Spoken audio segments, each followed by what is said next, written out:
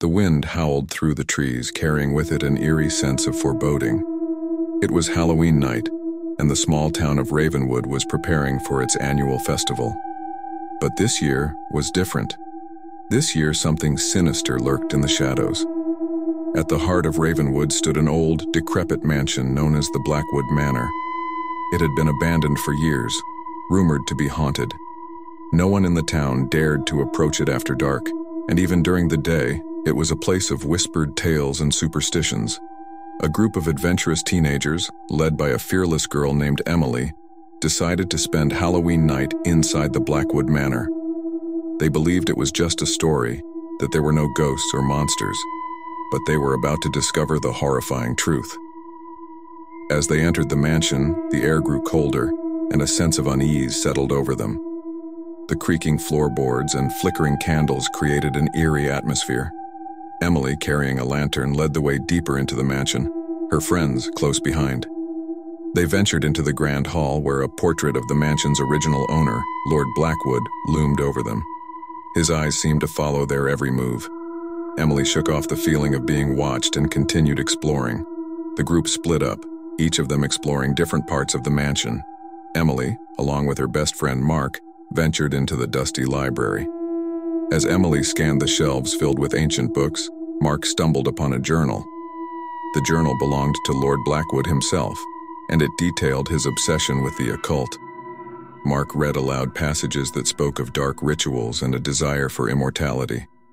Emily grew increasingly uneasy as they delved deeper into the journal's secrets. Meanwhile, the other members of the group, Sarah, Jake, and Lily, explored the upper floors. They encountered strange symbols etched into the walls and felt a growing sense of dread. Sarah screamed when she saw a shadowy figure in one of the mirrors, but when they turned around, nothing was there. Back in the library, Emily and Mark heard the distant sounds of their friends' screams. Panic set in as they rushed to find them.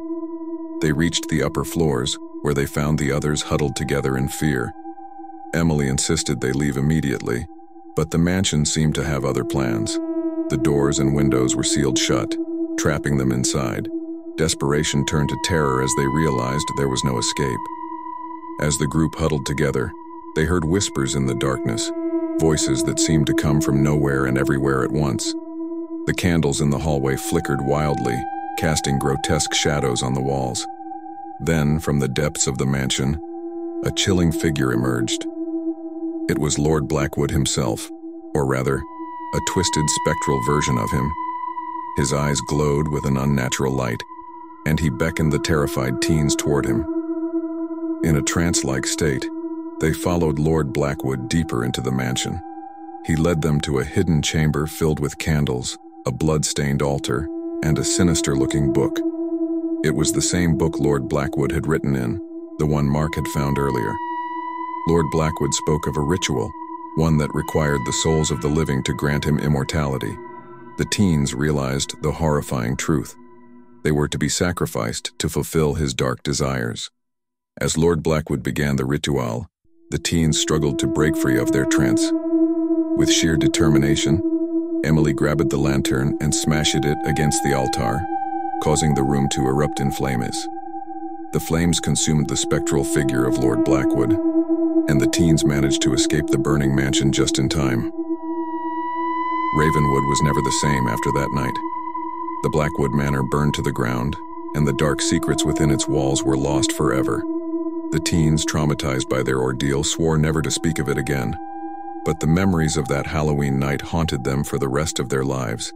And so, the legend of the Blackwood Manor lived on, a cautionary tale for anyone who dared to venture into the unknown on Halloween night.